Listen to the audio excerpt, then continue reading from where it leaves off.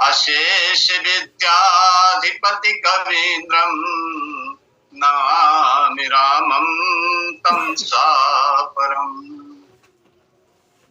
प्रबोध भयं वेद विदां वरिष्ठ चंद्रानल सुप्रभावयं सर्वात्मकं सर्वगत स्वरूपं नमामि रामं आरोग्य वेद्यम्। लक्ष्मीकांत समारंभां नाथयामुनमध्यमाम् अस्मदाचार्य पर्यन्तां वन्दे गुरु परंपरा। राम कथा के रसिक तुम भक्ति रास मति धीर आसन लीजिए हृदय महा तेज पुंज कपिवीर। सियावर रामचंद्र जी की जय।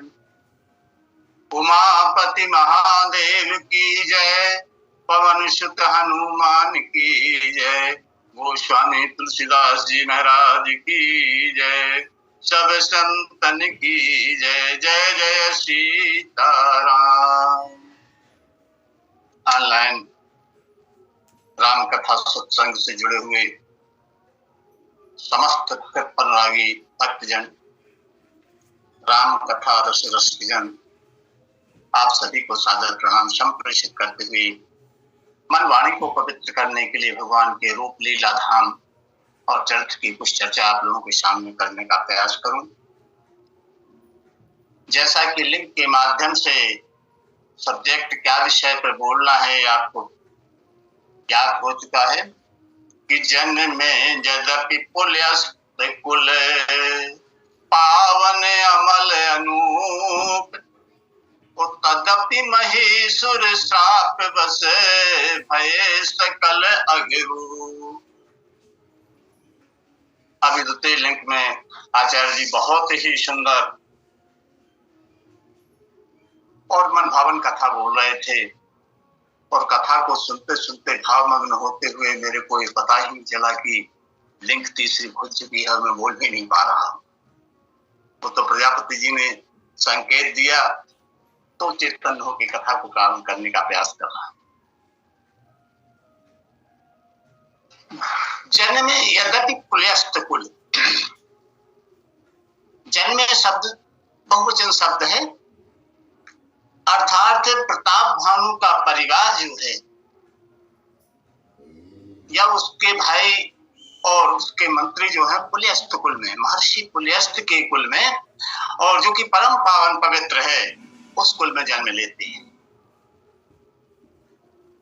लेकिन ब्राह्मणों के श्राप के कारण,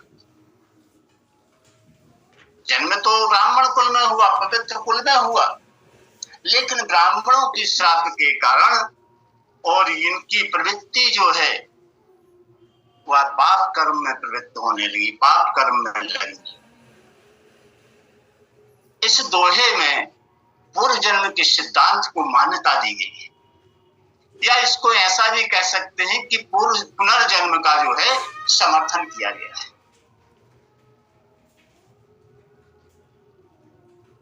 हम संसार में देखते हैं कि प्रत्येक व्यक्ति एक दूसरे से इतना भिन्न क्यों है। व्यक्तियों का रंग, रूप, गुण, स्वभाव और सामर्थ्य सब अलग अलग। तो मनुष्य के मन में इस प्रकार का प्रश्न जो है सहज भाव से उठता है कि इतनी भिन्नता क्यों। और यहां तक कि एक ही माता पिता की संतान जो है वह विभिन्न मतों वाली होती है। एक पिता के विपुल कुमारा मोहि पृथक गुणशील अचारा। एक ही पिता के पुत्र हैं जो कोई शीलवान है, कोई गुणवान है, कोई विद्यावान है, कोई बलवान है, कोई सेवा भाव को पालन करने वाला है, अर्थात तो सभी भिन्न। तो भारतीय संस्कृति ने, हमारी वैदिक परंपरा ने इसका समाधान पुनर्जन्म से दिया है कि ये पूर्व जन्म के जो संस्कार होते हैं उन संस्कारों के कारण हमारा रूप, हमारा गुण, हमारा स्वभाव, हमारी सामर्थ्य और पुनर्जन्म के संस्कारों के कारण ही। बाबा तुलसी की पुनर्जन्म में और पूरी की पूरी आस्था थी। वो पुनर्जन्म को काफी मानते हैं। मानस में कुछ अच्छे और कुछ बुरे पात्रों के चरित्रों का जब वो वर्णन करते हैं तो वो पूर्व जन्म का संकेत अवश्य देते हैं। उदाहरण के रूप में जैसे कि हम महाराज दशरथ जी के लिए लेते हैं, तो दशरथ जी के चरित्र का जब बाबा तुलसी ने वर्णन किया तो वर्णन करते हुए उन्होंने संकेत किया कि महाराज दशरथ जो है पूर्व जन्म में और महाराजा स्वायंभू मनु के रूप में थे।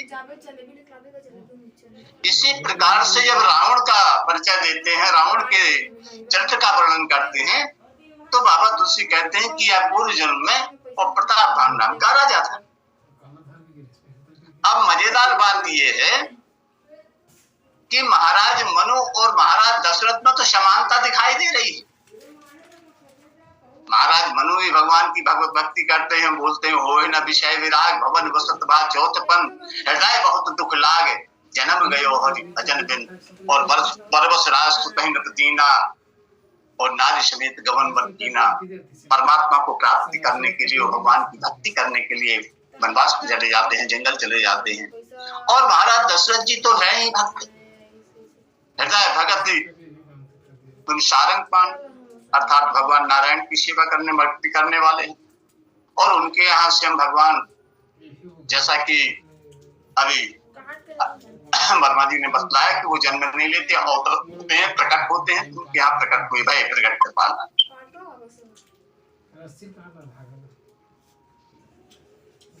तो दशरथ जी और मनु में समानता दिखाई देती है, लेकिन प्रतापभानु और रावण में यदि हम दोनों की तुलना करें तो दोनों एक दूसरे के विरोधी दिखाई देते हैं। प्रतापभानु धर्म कर्म करने वाला है और रावण धर्म कर्म को नष्ट करने वाला है। प्रतापभानु गौ ब्राह्मणों की सेवा करने वाला है और रावण जो है वह गौ ब्राह्मणों का हत्यारा है, उनका वध करने वाला है।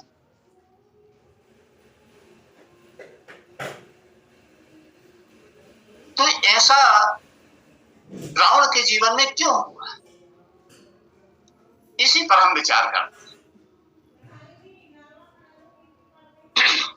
प्रतापभानु के जीवन में जो घटनाएं घटी, आप सभी लोग प्रतापभानु के चरित्र से वाकिफ हैं, तो प्रतापभानु के जीवन में जो घटनाएं घटी, उन्हीं घटनाओं का परिणाम जो है वह रावण के जन्म में दिखाई देता है। प्रतापभानु को ब्राह्मणों ने श्राप दिया,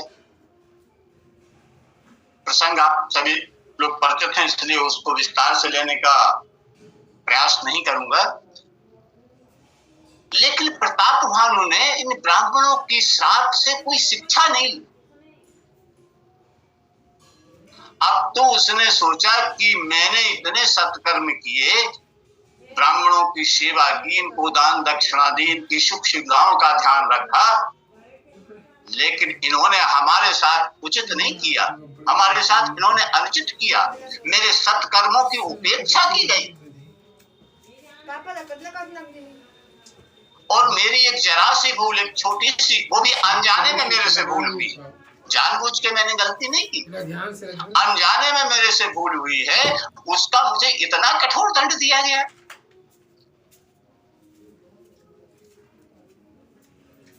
यह बात प्रतापभानु सोचते हुए जब उसका अंत समय आया था तब वह यही सोच रहा था।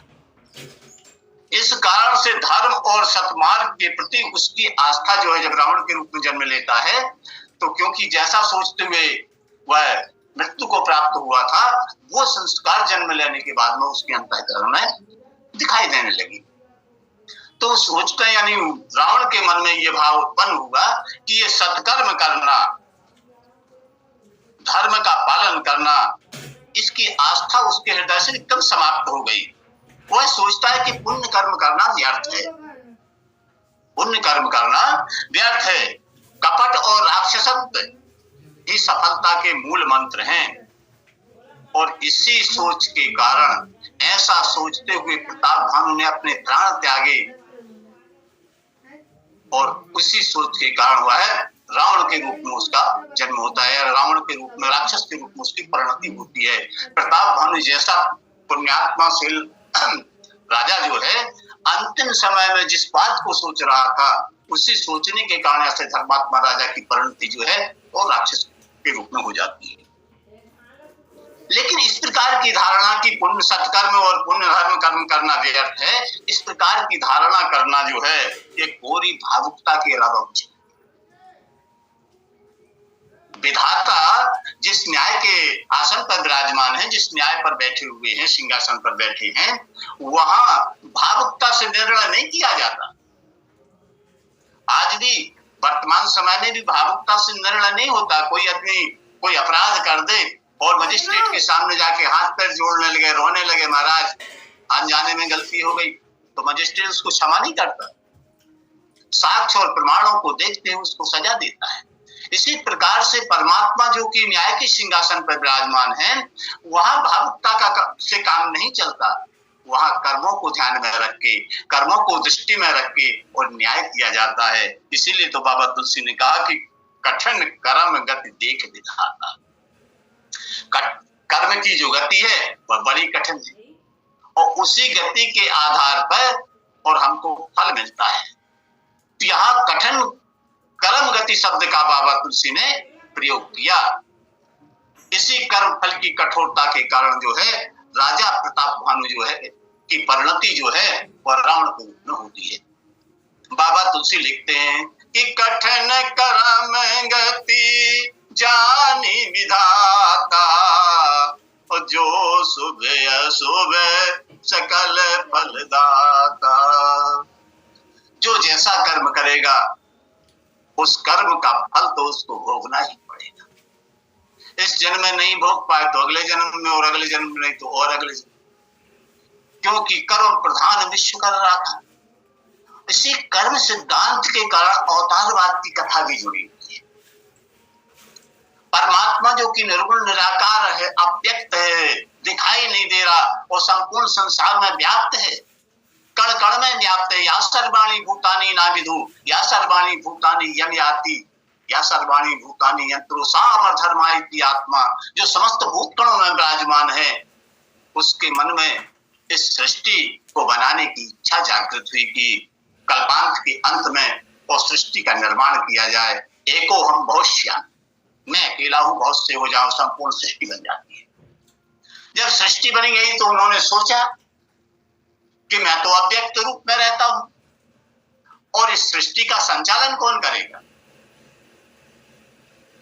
तो संचालन करने के लिए और परमात्मा ने कर्म के विधान को स्थापित किया, कर्म की स्थापना की।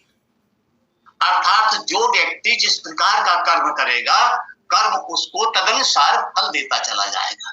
इस प्रकार से संसार की स्थिति को बनाए रखने के लिए और परमात्मा ने कर्म का विधान बनाया, जिसको बाबा तुलसी ने लिखा कि जो जैसे करहि तस से फल जाखा, को तर्क बड़ा वही शाखा, कर्म प्रधान विश्व करि राखा।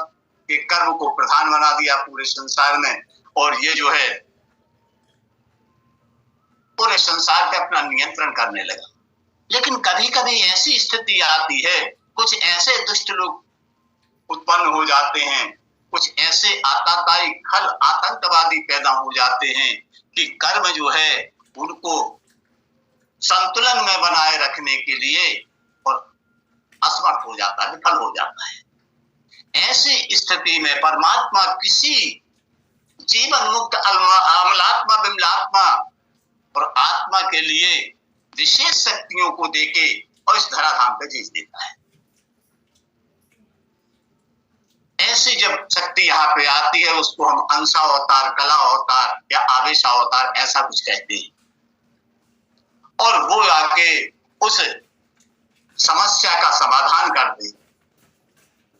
लेकिन कभी कभी ऐसी समस्या आती कि ये विशेष शक्ति प्रदत्त महापुरुष भी उस समस्या का निदान नहीं कर पाते, तब उस साकेत निवासी और ब्रह्म के लिए और फिर मनुष्य के रूप में प्रकट होना पड़ता है।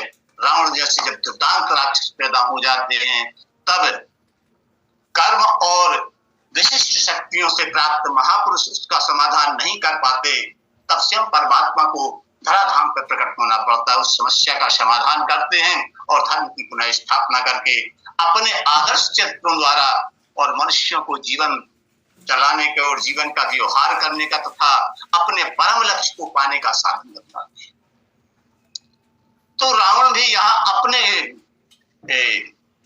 प्रताप हम अपने कर्म फलों के कारण, जैसा कि उसने कर्म किया था, उन कर्मों के कारण इसकी परिणति जो है वह रावण के रूप में हुई। यहाँ पर हम प्रताप भानु के कर्मों की बहुत सारांश में, बहुत संक्षेप में और कुछ कारण बतलाने का प्रयास करते हैं। संसार में ऐसा कोई व्यक्ति नहीं है जो कि सुख का आकांक्षी ना हो, चाहे एक मजदूर हो, चाहे एक गरीब आदमी हो, चाहे एक अमीर व्यक्ति हो, एक छोटा कर्मचारी या उच्च पदाधिकारी, या एक गृहस्थ व्यक्ति हो या एक विरक्त व्यक्ति हो, सन्यासी, सभी को सुख की आकांक्षा है। ऐसा संसार का कोई व्यक्ति नहीं जो सुख ना पाना चाहे। बड़े से बड़ा पापात्मा, बड़े से बड़ा पापी और बड़े से बड़ा पुण्यात्मा दोनों सुख चाहते हैं। और जब दोनों सुख चाहते तो उनमें अंतर क्या है? तो जो लोग धर्म के अनुसार, धर्म के रास्ते पे चल के धर्माकुल आचरण करते हुए सुख पाना चाहते हैं, उन्हें हम पुण्यात्मा कहते हैं। और जो लोग धर्म के विपरीत आचरण करते हुए एन केन प्रकारेण और सुख पाना चाहते हैं, उन्हें पापात्मा या पापी कहा गया है। जो धर्म का आचरण करते हुए, धर्म का आश्रय लेके सत्कर्म द्वारा सत्कर्म करते हुए जो सुख पाने की इच्छा रखते हैं, इनको महान धैर्य की आवश्यकता होती है,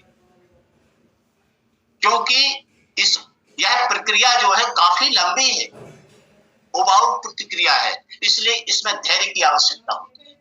जब हमारा धैर्य महान हो जाएगा तब हम लक्ष्य को प्राप्त करेंगे। वैसे धैर्य की साक्षात मूर्ति मनुष्य में माता शबरी को बताया गया है।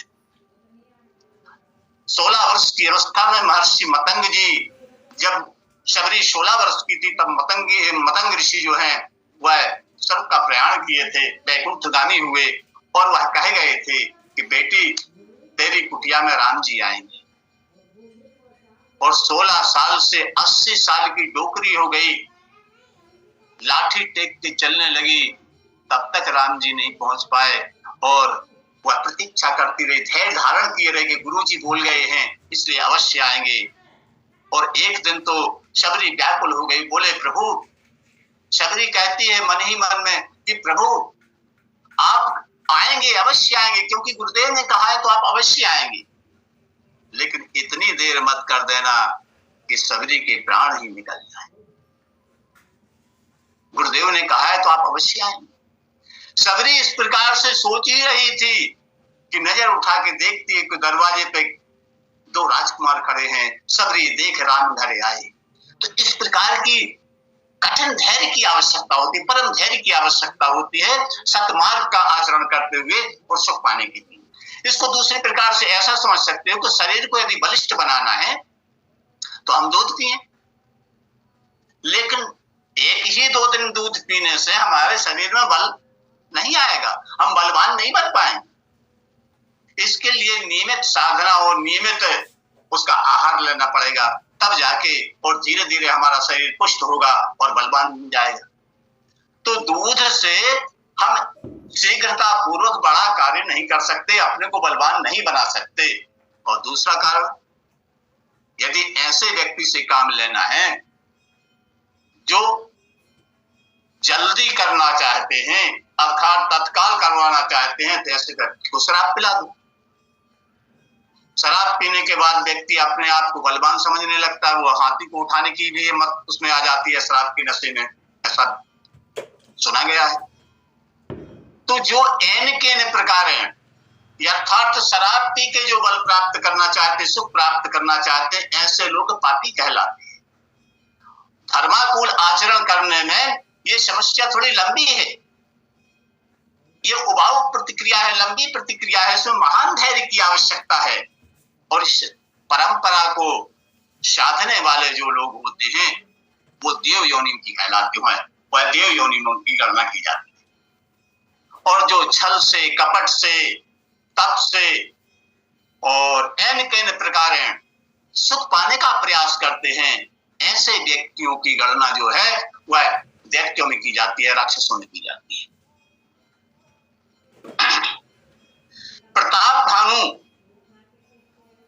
परम पूज्य साकेतवासी श्री रामकिंकर जी महाराज जी एक उदाहरण देते हुए कहते हैं कि प्रताप भानु भी अपने लक्ष्य की पूर्ति के लिए सत्कर्म करता हुआ दिखाई दे रहा है। विभिन्न प्रकार के यज्ञ करता है, वासुदेव अर्पित ज्ञानी परमात्मा को अर्पण करते हुए और अनेकों यज्ञ करता है, परंतु उसमें दिखाई देने वाली जो निष्कामता है, जब कोई यज्ञ होता था आचार्य लोग कहते थे कि राजन कोई इच्छा हो तो बोलो, हम संकल्प बोल लेंगे।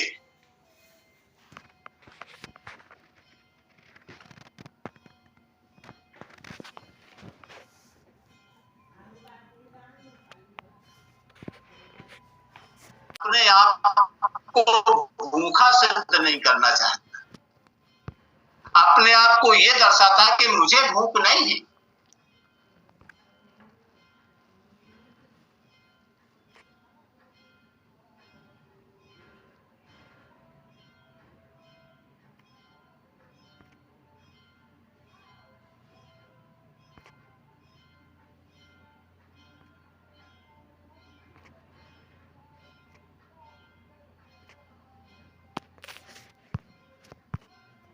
मना करने पर भी और परोसने वाला परोसता जाएगा, और यदि वो न परोसे तो ऐसे व्यक्ति को भूखा उठना पड़ेगा, और जब भूखा रहेगा तो क्या करेगा? फिर चोरी से भोजनालय में जाके अपनी क्षुधा की शांति करेगा।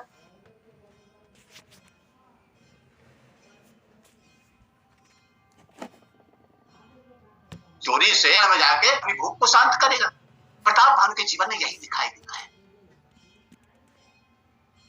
बाबा तुलसी लिखते हैं कि कर है जो कर्म बचन क्रम बानी, ओ वासुदेव अर्पित ज्ञानी, हृदय न कछु फल अनुसंधाना, ओ भूप विवेकी परम सुजाना। यज्ञ मंडप में वह निष्कामता का प्रदर्शन करता है, वासुदेव अर्पित ज्ञानी, हृदय का अनुसंधाना, अपने हृदय में कोई इच्छा, कोई कामना नहीं थी, और इसको विवेकी और परम सुजानी बाबा तुलसी ने कहा। ये विवेक कैसा है? मैं कई बार इस बात का निवेदन किया हूं कि ये विपरीत ज्ञान है, ये निरपेक्ष ज्ञान नहीं है, ये विपरीत।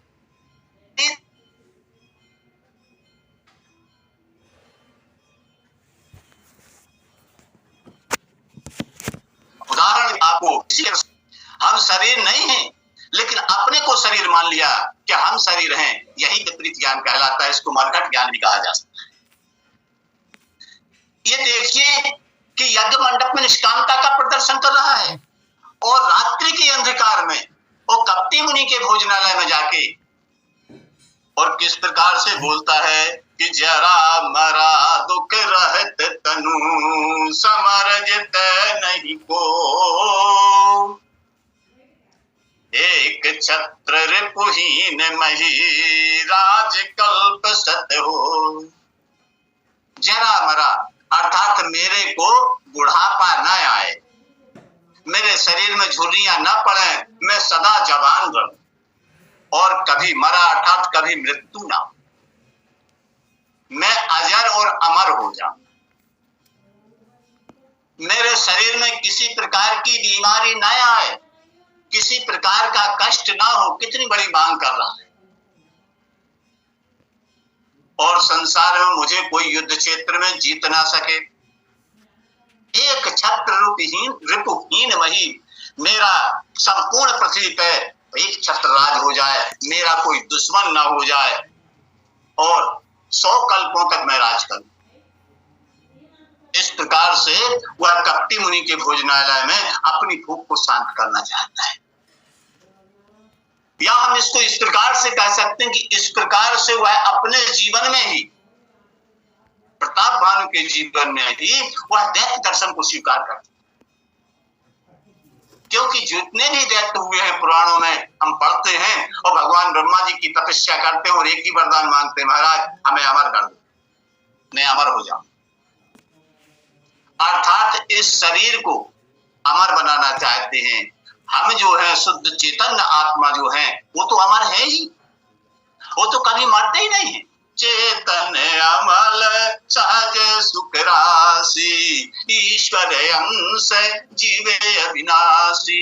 लेकिन विपरीत ज्ञान होने के कारण और शरीर को अमर बनाना चाहते हैं। यही विपरीत ज्ञान राजा प्रताप भानु के लिए है, जो राजकाल सत होए वो समर जते नहीं कोई, और जरा मरा दुख रहत।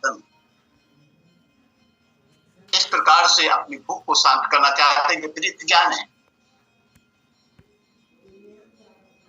तो जब अपने प्रताप भानु के जीवन में ही उसने दैत्य दर्शन को स्वीकार कर लिया, तो रावण के रूप में जन्म लेना ही उसका उचित था। फिर भी उसके जो सत्कर्म उसने किए थे वो सत्कर्म व्यर्थ नहीं गए। प्रताप भानु के रूप में उसकी जो अधूरी कामनाएं थी, अधूरी कामनाओं को लेके जब वह मृत्यु को प्राप्त हुआ था, तो रावण के रूप में बहुत हद तक, बहुत सीमा तक उन अधूरी कामनाओं को और पूरी करने में वो सफल हो गया था। ब्राह्मणों के श्राप से और प्रताप भानु कोई शिक्षा नहीं लेता, उसे अपना दोष दिखाई नहीं देता। देखिए मानस में राजा प्रताप भानु को ब्राह्मणों ने श्राप दी और श्रीमद् भागवत में राजा परीक्षित को भी ब्राह्मण ने श्राप दी, ऋषि कुमार ने श्राप दी, संगी ऋषि, सनिक ऋषि के पुत्र।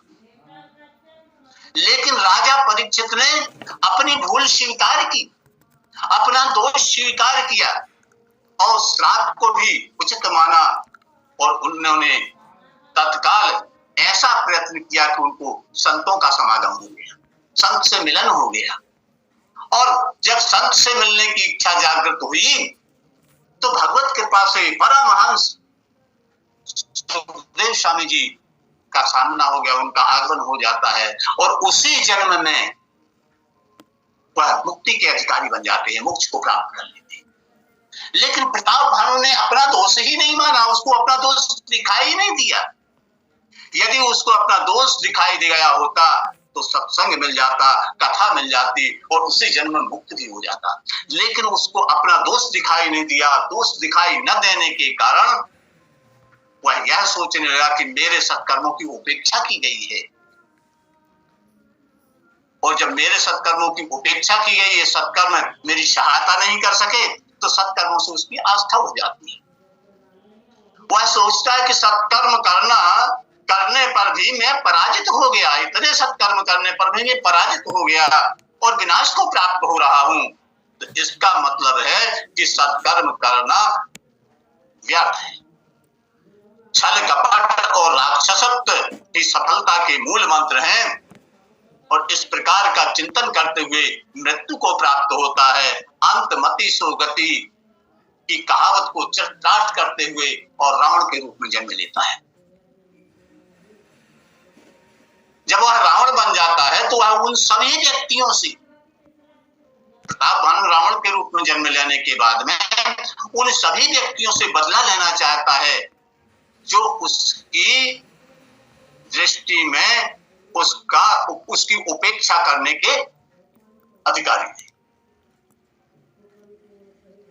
जो उसका अन्याय, उसके प्रति होने वाले अन्याय की हेतु थी। वह भगवत कथा पुराणों को घोर विरोधी था, क्योंकि उन कथाओं में जो कुछ कहा गया है, वह सोचता है इन कथाओं में जो कुछ कहा गया है वह सब मिथ्या है। यतो धर्मस् ततो जया, यह सिद्धांत पूरी तरह ही गलत है, असत्य है। यदि यह सत्य होता तो कपट मुनि और कपटी मुनि और कालकेतु के द्वारा मैं पराजित नहीं होता।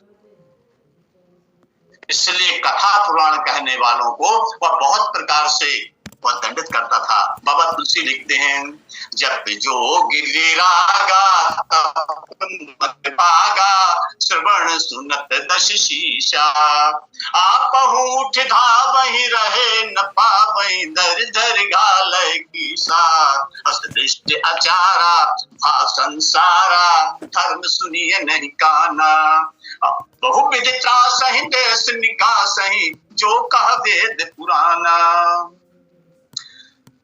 रावण के रूप में वह सोचता है कि जिन देवताओं को मैंने विभिन्न यज्ञों के द्वारा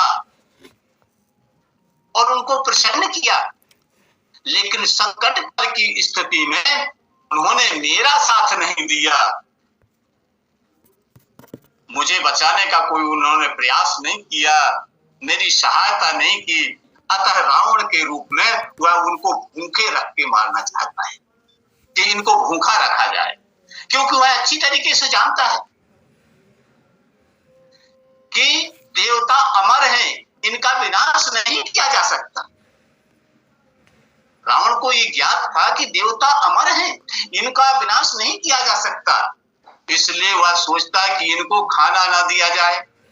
जब इसको भोजन नहीं मिलेगा तो ये बलहीन हो जाएंगे, और बलहीन हो जाने के बाद में बेबस होके और मेरे सामने गिड़गिड़ाने लगेंगे, और जब मेरे सामने गिड़गिड़ाएंगे तब मैं मनमाना व्यवहार करके और जैसा चाहूंगा वैसा इनके साथ व्यवहार करूंगा। काल के वो रावण सोचता है, यानी प्रताप भानु के रूप में वह सोचता है कि अकेले कपटी मुनि ने काल राक्षस का सहारा लेके और मेरा विनाश कर दिया। अकेले एक मारीच का सहारा लेके और राम को पराजित करने के लिए चलता है। कथा आप लोग जानते हैं। इसी कारण से वह रावण के रूप में अकेले मारीच को साथ में लेके जाता है। कालकेतु सुअर बन के प्रताप भानु को भटकाया था, और मारीच जो है कपट स्वर्ण मेघ बन के और राम को भटकाने की चेष्टा करता है। और जब सीता जी के कहने पर राम जी उस कपट मृग के पीछे भागते हैं, मारीच के पीछे भागते हैं, और उनको भागते हुए देख के रावण ठहाका लगा के हंसने लगता है। उसे विश्वास हो जाता है कि इतिहास अपने आप को दोहरा रहा है। पूर्व जन्म में जब मैं प्रताप भानु था तब मैं भी इसी प्रकार मृग के पीछे भागा था और मेरा सर्वनाश हो गया, और आज कपट मृग के पीछे ये रघुवंशी राजकुमार भी भाग रहा है, तो इसका भी नाश हो जाएगा। इस प्रकार की भावना और उसके जीवन में दिखाई दे रही है। इस प्रकार रावण का समस्त चरित्र जो है वह प्रताप भानु के जीवन में घटी हुई घटनाओं का ही परिणाम है। प्रताप भानु के जीवन में जो घटनाएं घटी थी, उन्हीं घटनाओं का परिणाम जो है वह रावण के जीवन में हमको दिखाई देता है। इसलिए दोनों के चरित्र में काफी भिन्नता दिखाई देती है। प्रताप भानु धर्म कर्म भी करता है, लेकिन रावण धर्म कर्म का विनाश करता है। पूर्व जन्म के संचित संस्कारों के कारण महर्षि पुलस्त्य के कुल में, पवित्र कुल में इसका जन्म होता है। पिता विशिष्टवा और माता केशनी।